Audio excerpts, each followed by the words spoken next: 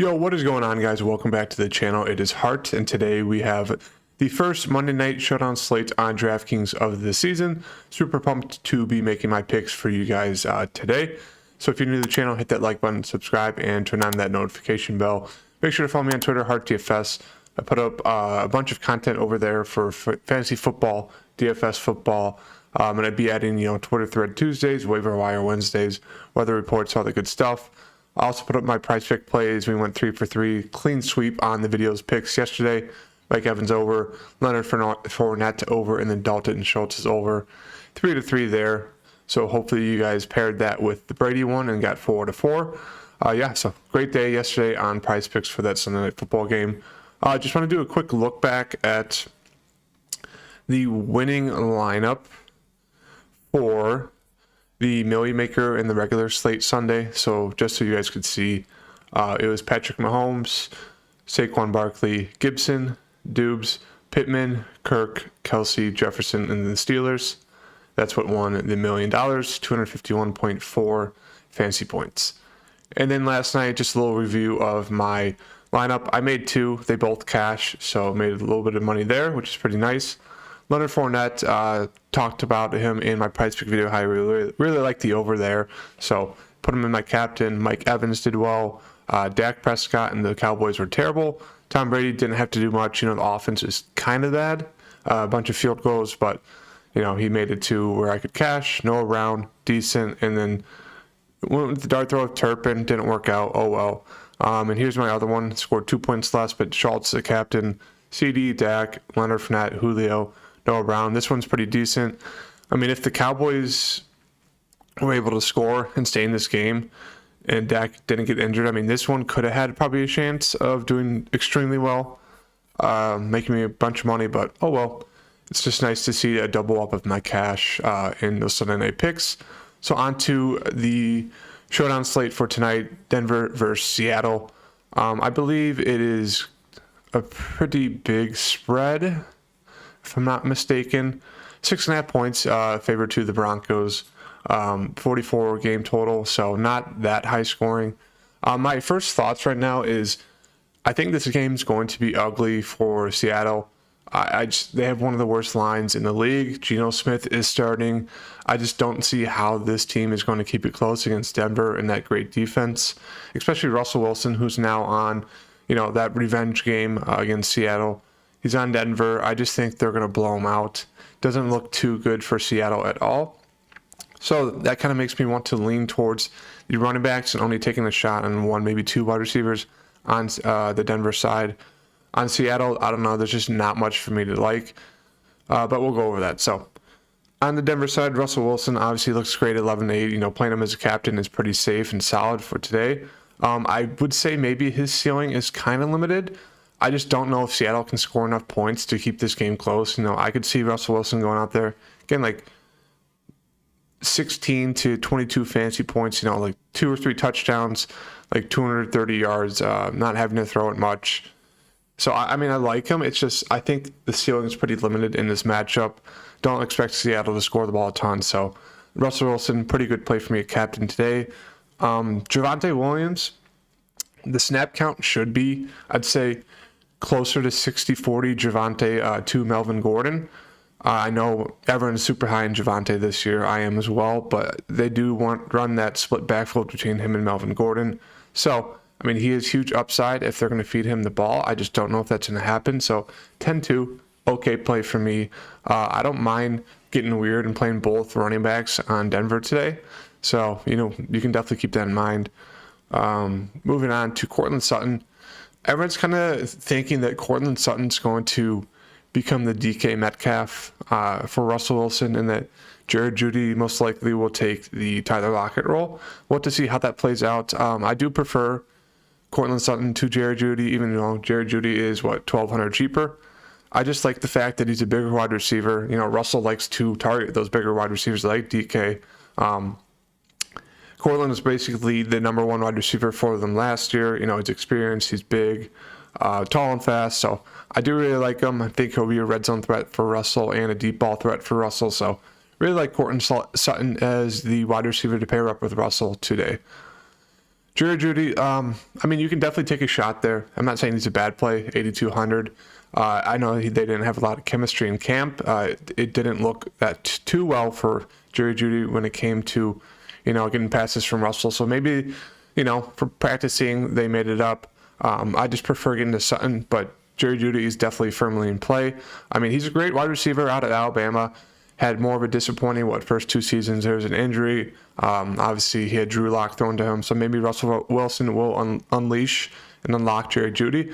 So definitely in play for me. I just don't know if I'm going to get there, but 8,200 for one of Russell Wilson's top wide receivers is definitely a pretty good salary. Alvin Gordon, as I mentioned, the split will probably be 60-40 to Javonte, but at 7,400, you can see they split all of last year.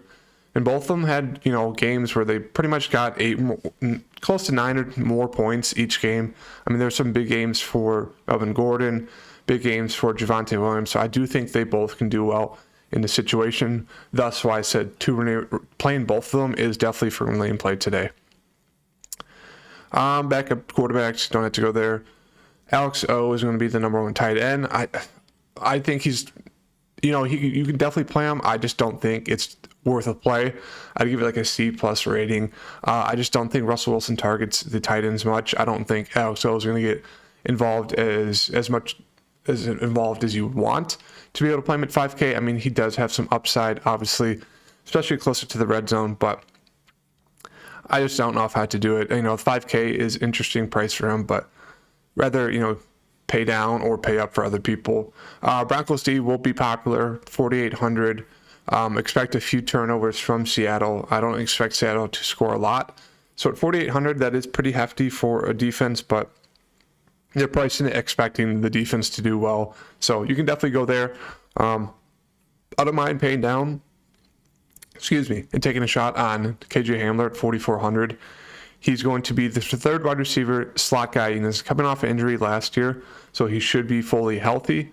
He is questionable, so definitely keep that in mind. But if he's good to go, no restrictions, really like taking a shot on him at 4,400. He's a super fast slot guy. Maybe could become the next Tyler Lockett for Russell Wilson, so don't mind taking a shot there.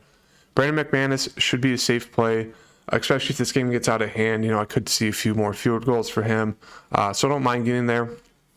I do think the high upside would be KJ Hamler, and that really does it for me on the Denver side. Seattle side, not much I like. Geno Smith, 8,600. He's pretty much priced as a backup quarterback. I mean, he could get you there, but as you can see, started versus the Rams, 10, 11 versus Pittsburgh, both great defenses. New Orleans, 11. I just don't see how, Geno Smith is going to do well against this Broncos defense.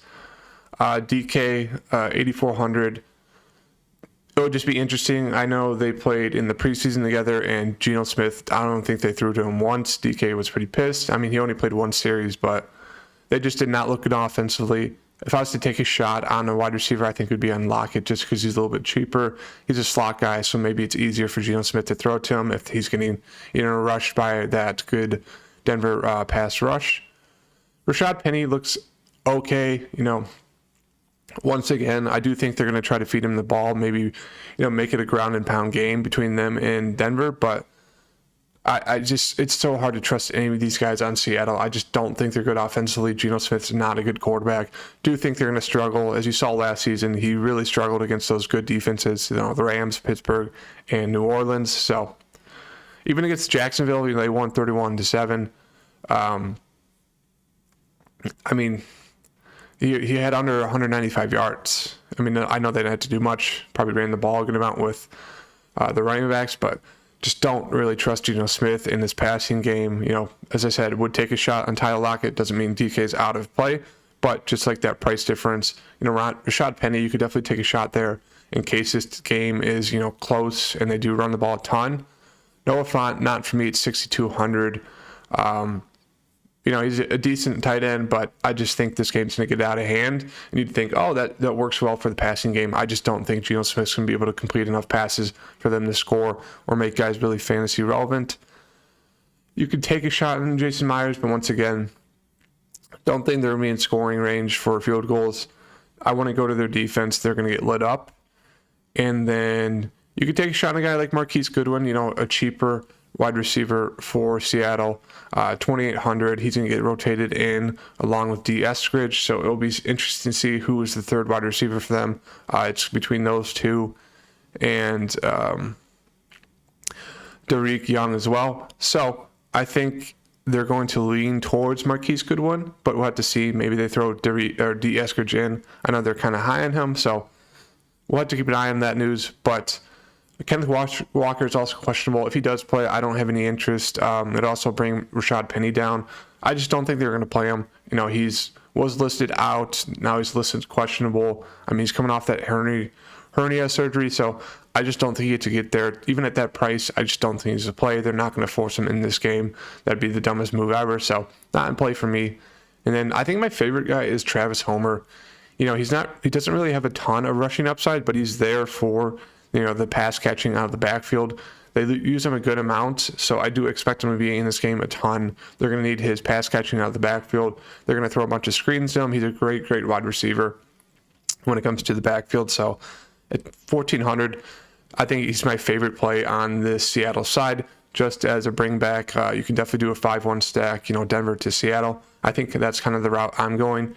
4-2 at most for Seattle. You get two guys at most for me. So that's kind of how I'm going. I guess my core plays for this slate would definitely be Russ. I mean, you got to go one of the running backs on Denver's side, and then Homer. And I'm going to say Sutton. This right now is my core plays for today. Favorite captain plays are going to be obviously Russ and then Sutton. And I do think you can take a shot on and get risky with a guy like, obviously, Javonte Williams is a fine captain play. But if you want to get risky, you can definitely go, where is he? Melvin Gordon is a captain. Two running backs, wide receiver, number one wide receiver for Russ, and hit Russ. And then you get a pass catching back on Seattle. And then you can even go a kicker for Denver, the defense. So that's kind of the route I'm thinking of going of. It's going to be an ugly game for Seattle. Don't trust Geno Smith at all. Don't really trust the wide receivers at all just because of Geno Smith. And so that means I do think it's going to be 4-2, 5-1 that wins it for the Denver side and for the $1 million to first Showdown slate. So if you guys do like the video, please leave a like, comment, and subscribe. Turn on that notification bell, and I'll see you guys in my PrizePick video. Peace.